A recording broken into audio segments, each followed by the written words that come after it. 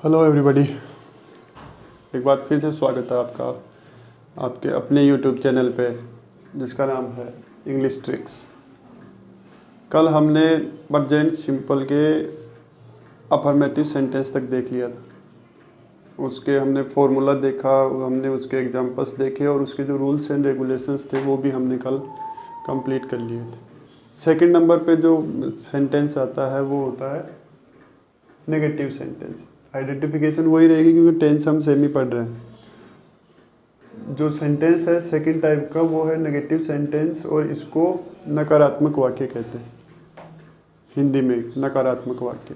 और नकारात्मक वाक्य की ये जो पहचान होती है, नॉट एग्जिस्ट करता है, क्योंकि उस सेंटेंस के अंदर नेगेटिविटी को रिप्रेजेंट करने के लिए नोट का यूज किया जाता है।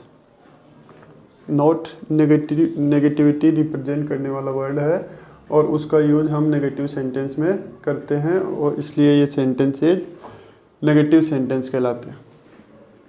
फॉर्मूला क्या होगा इसका? फॉर्मूला जैसा हमने अफर्मेटिव सेंटेंस में देखा, सबसे पहले सब्जेक्ट, उसके बाद हेल्पिंग वर्ब। पिछला जो सेंटेंस था, मतलब अफर्मेटिव जो सेंटेंस था, अफर्मेटिव में हेल्पिंग वर्ब नहीं होती, हेल्पिंग वर्ब नहीं थी कल जो हमने फॉर्मूला देखा था उसके अंदर। क्योंकि फॉर्मूला हमने जो लिखा था वो ये था, subject plus verbs first form S और ई एस प्लस ऑब्जेक्ट। इसमें हेल्पिंग वर्ब कहीं नहीं थी, लेकिन इसमें हेल्पिंग वर्ब है और वो भी दो हैं। कितनी? दो हैं। डू है, डज। उसके बाद में हमें लिखना है नोट। उसके बाद में अप्लाई करेंगे मैन वर्ब्स फर्स्ट फॉर्म और उसके बाद में हमें लिखना है ऑब्जेक्ट। और in the end of the sentence हमें साइन लगाना है फुल स्टॉप का। Then our sentence will be complete. फॉर्मूले के बाद में इसके रूल्स देख लेते हैं। फर्स्ट रूल जो है वो अफर्मेटिव के सेम ही है, always use man verbs first form. उसमें भी फर्स्ट फॉर्म का यूज किया था हमने, इसमें भी हम फर्स्ट फॉर्म का ही यूज करेंगे। सेकंड रूल ये है कि इसके अंदर हमें नोट का यूज करना है, नोट का यूज करना है। और नोट का यूज कहाँ करेंगे? After the helping verb and before the man verb, दोनों के बीच में, in between helping verb and man verb. Rule number third, use of helping verb. सहायक क्रिया का प्रयोग कैसे करेंगे? कैसे करेंगे का मतलब कौन से सब्जेक्ट के साथ में इन दोनों में से कौन सी हेल्पिंग वर्ब आएगी। तो एक हमारे पास में डू है, दूसरी है डज। डज हेल्पिंग वर्ब का यूज हम थर्ड पर्सन सिंगुलर सब्जेक्ट के साथ में करेंगे, थर्ड पर्सन सिंगुलर सब्जेक्ट के साथ में करेंगे। सिंगुलर सब्जेक्ट कौन कौन से थे ये हम बार बार देख रहे हैं, पढ़ रहे हैं। ही, सी, इट,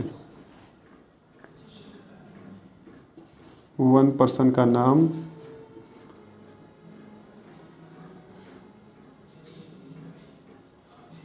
या फिर वन थिंग का नाम, नेम ऑफ वन थिंग और पर्सन। डू हेल्पिंग वर्ब जो है उसका यूज हम करेंगे बाकी इनके अलावा जितने भी सब्जेक्ट बच गए उन सभी के साथ में अपन डू हेल्पिंग वर्ब का यूज करेंगे। Clear? Does with third person singular subject और do rest of the subjects जैसे I, we, you, they, these, those, Ram and Shyam, Radha and Sita, मतलब प्लूरल जो सब्जेक्ट है, एक से ज़्यादा व्यक्तियों के नाम हो या फिर एक से ज़्यादा वस्तुओं के नाम। अब जो ध्यान देने वाली बात है या नोट करने वाली जो बात है, इस फॉर्मूले में, ये अफर्मेटिव का फॉर्मूला है, ये नेगेटिव का फॉर्मूला है। इसमें आप देख रहे हैं कि इसके अंदर एस और ई एस का यूज नहीं है, जबकि इसके अंदर था। जब इन चीज़ों को हम सेपरेटली वन बाय वन पढ़ते हैं तो सारी चीज़ें क्लियर होती हैं, लेकिन जब इनका यूज हमें करना पड़ता है तो सारी चीज़ें कलेक्टिव होती हैं, एक जगह इकट्ठी होती हैं, सारी चीज़ें एक जगह पड़ी हुई स्टोर होती हैं, तब थोड़ा सा कन्फ्यूज़न क्रिएट होता है और हम किसी भी प्रकार के सेंटेंस के रूल्स को दूसरे टाइप के सेंटेंसेज में अप्लाई कर देते हैं। तो हमें इन सबको सेपरेट रखना है।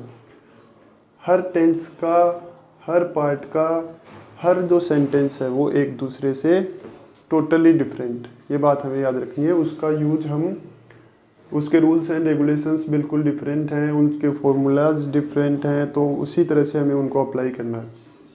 तो हमें बात ये याद रखनी है कि इस प्रेजेंट सिंपल के नेगेटिव सेंटेंसेज में एस और ई एस का यूज नहीं किया जाता, इस बात का हमें ध्यान रखना। उसके बाद में बात करते हैं एग्जाम्पल्स की। एग्जाम्पल मैंने यहाँ पे लिखे हुए हैं, 3 हैं आपके सामने। फर्स्ट है, वह बाजार नहीं जाता, श्याम गाना नहीं गाता और पक्षी नहीं उड़ते। सबसे पहला काम हमारा ट्रांसलेट करते समय ये होगा कि सबसे पहले हम टेंस को आइडेंटिफाई करें। ता है और ते है यहाँ पे, ता है ये है और ते है ये है, इसका मतलब सिंपल प्रेजेंट टेंस। अब इसके अंदर आप देख रहे हैं कि नहीं आया हुआ है, नहीं का मतलब नोट, सब में है, इसका मतलब नेगेटिव सेंटेंस। नेगेटिव सेंटेंस है तो अब ट्रांसलेशन के लिए हमें केवल इतना करना है कि ये जो हिंदी के सेंटेंस है, इनके जो वर्ड ऑर्डर है उसको हमें इस ऑर्डर के अनुसार या इस सीक्वेंस में अरेंज करना है, बस हमारा काम इतना सा है। ये हिंदी के वर्ड्स का सीक्वेंस है, हमें अब इंग्लिश के वर्ड्स को इस सीक्वेंस में एडजस्ट करना है। चलिए करते हैं। फर्स्ट सेंटेंस, सब्जेक्ट है वह है, ही है या शी है, इसके लिए हम देखेंगे इसको। ता है, इसका मतलब ही। अब इसके बाद में हमने सब्जेक्ट लिखा, उसके बाद में हमें लिखनी है हेल्पिंग वर्ब। हेल्पिंग वर्ब हमारे पास में 2 हैं, डू और डज। ही जो है वो third person singular subject, third person है singular subject, third person singular subject है। तो चलिए एग्जाम्पल्स को सोल्व करते हैं। पहला एग्जाम्पल, वह बाजार नहीं जाता है, नहीं आया है तीनों में इसलिए नेगेटिव सेंटेंस है, ता है इसलिए सिंपल प्रेजेंट के सेंटेंस है। हमने सब्जेक्ट लिखा ही, सब्जेक्ट के बाद में हमें लिखनी है हेल्पिंग वर्ब। हेल्पिंग वर्ब हमारे पास में 2 हैं, 2 में से हमें एक ही अप्लाई करनी है, दोनों एक साथ यूज़ नहीं होंगी।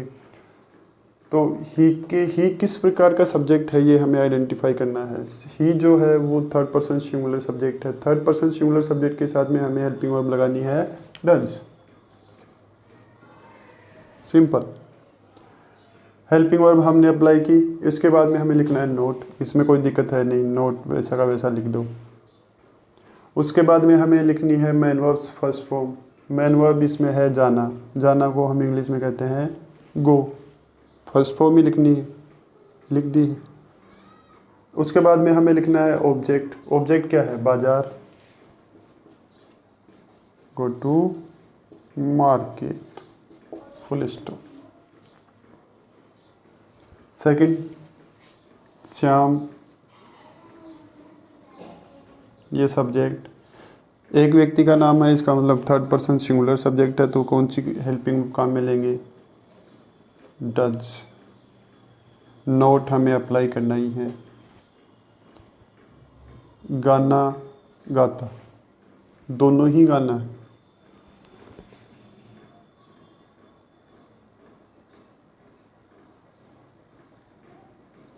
एक गाना तो होता है सिंग और एक गाना होता है सॉन्ग, तो ये वर्ब है। हमें वर्ब की फर्स्ट फॉर्म लिखनी है सिंग। जो लिरिक्स होते हैं, मतलब जिसको गाया जाता है, वो तो होता है सॉन्ग, और जो गाने की प्रोसेस होती है या जो एक्टिविटी होती है, जो काम किया जाता है गाने वाला, वो होता है सिंग। तो लिख दी हमने सिंग। क्या गाया है, गाना गाया है, तो उसके लिए हमें लिखेंगे सॉन्ग। क्लियर। थर्ड वन, पक्षी नहीं उड़ते, पक्षी नहीं उड़ते हैं। अब पक्षी का मतलब होता है बर्ड। अब बर्ड का मतलब होता है सिंगल पक्षी, अब यहाँ पे सिंगल है या प्लूरल है, तो उसके लिए हमने ये देखा ते हैं। ते हैं का मतलब प्लूरल हैं, तो हम लिखेंगे बर्ड्स। बर्ड्स। उसके बाद में हमें लिखनी है हेल्पिंग वर्ब। दोनों में से एक हेल्पिंग वर्ब लिखनी है। दोनों में से एक हेल्पिंग वर्ब लिखेंगे तो उसके लिए हमें देखना पड़ेगा सब्जेक्ट। सब्जेक्ट बर्ड्स जो है वो प्लूरल है, सिंगुलर तो है नहीं और थर्ड पर्सन का भी नहीं है, थर्ड पर्सन का प्लूरल है, तो हमें लिखनी है डू। उसके बाद में हमें लगाना है नोट। नोट के बाद में लिखनी है हमें मेन वर्ब के फर्स्ट फॉर्म, इसको कहते हैं फ्लाई। क्लियर? ऑब्जेक्ट इसमें कुछ है नहीं, हमारा काम हो गया यहाँ पे ख़त्म।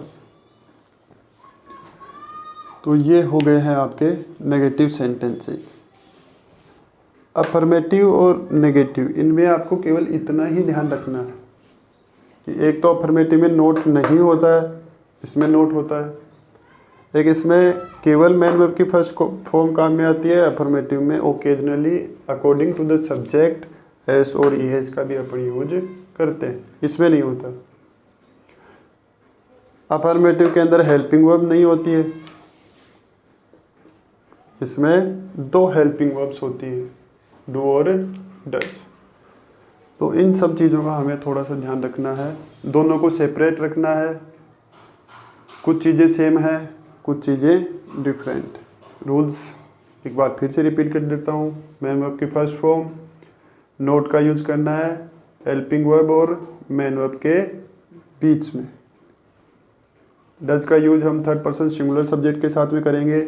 डू का यूज हम जो बचे हुए सारे सब्जेक्ट हैं, फर्स्ट पर्सन के हों, सेकंड पर्सन के हों या फिर थर्ड पर्सन के plural subject.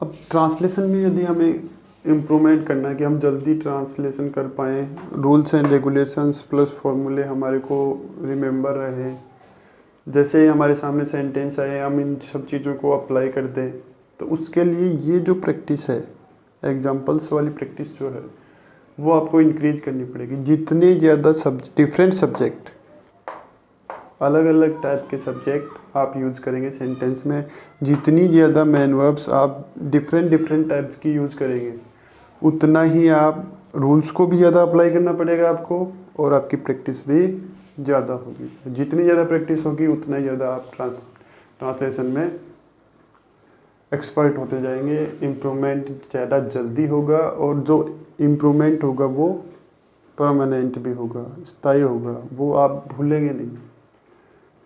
So keep doing exercises, remember rules and regulation always.